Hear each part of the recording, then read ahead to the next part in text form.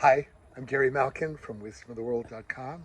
And I'm Hope Fitzgerald from spreadinfinitehope.com. And together, We are u-awake.com, and it's all about mastering the art of change. So we thought that we would spend this little video now talking a little bit about how we came to this work and how we got together, how we met, and why we're on this journey together.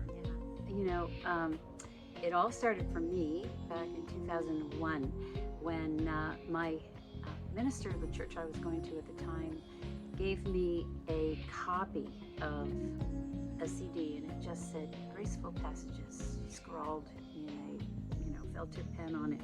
I had no idea what it was, who created it or anything, but he gave it to me because my mother had died, and he thought I would appreciate it.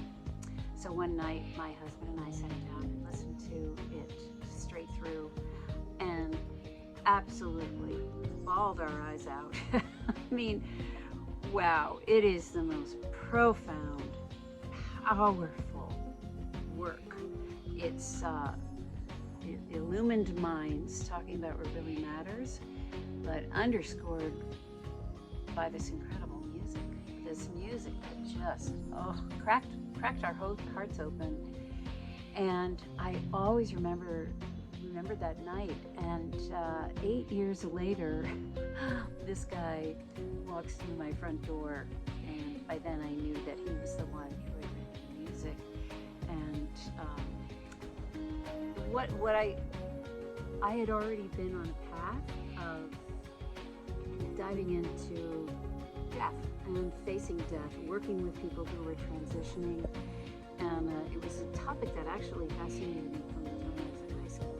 So it wasn't a new interest, but this mechanism of using spoken word and music to get at the grief and to help move it along, more importantly. So I already knew that, this guy was high up in my esteem before I ever met him, and then I met him, and then that was it. We were like, I don't know, from brother of another mother or something. I don't know. We're became very close and dedicated to furthering the seed of this, which was Graceful Passages. And by the way, it wasn't 8 years later, it was 14 years later. Oh God, it's 14 years later. Holy cow. So what I want to say is that the making of Graceful Passages is a whole other story.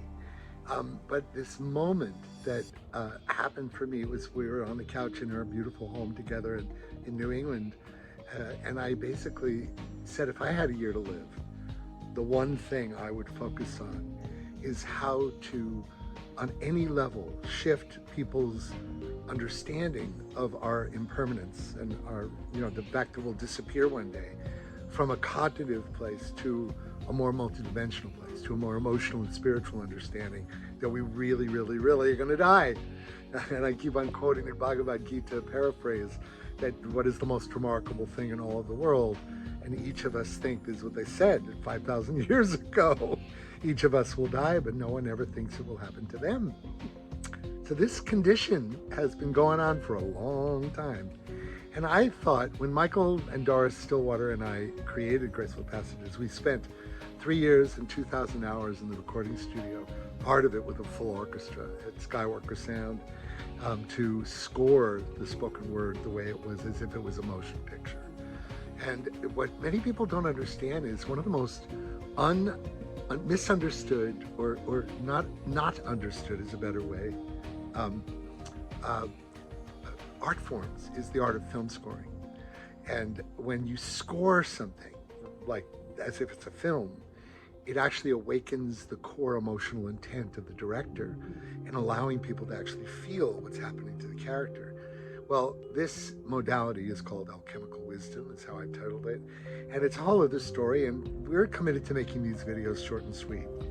So let's just say, I'll just say as a way to wrap this part of it up, that when I saw Hope and I looked at her and she said, well, I'm committed to this for my life, is to be a doula on whatever level is required to wake up humanity. And I looked at her and went, you're kidding. That's my commitment for my life. And she said, well, let's shake on it. And we shook hands on it. We did. And 8 years later, here we are. Yay! And some things, when you're really tied to your purpose, some things only deepen and ripen. They don't go away. And that's what's happened. It's deepened and ripened into you-awake.com.